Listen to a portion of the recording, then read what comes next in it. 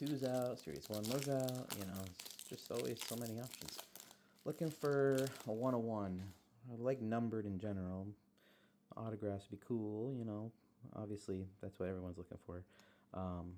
Carlos, well, I didn't say it. Let me say it. Ryan Mountcastle, Carlos Correa, Ernie Clement, RBI leaders here: Otani, Adames, and Machado. We've got Marcel Ozuna, Freddie Peralta, Nathaniel Lowe, Will Brennan, Dylan Cease,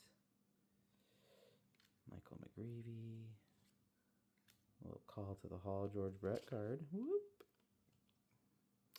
Good for him. And Jeff McNeil. There we go. So. Was it worth anything? I don't think he's worth much. I know they have like numbered ones of these and autograph ones. Be nice if that was what that was, but it's not. Anyways, thank you. Let me know if anything's worth anything, and we will catch you on the flip side.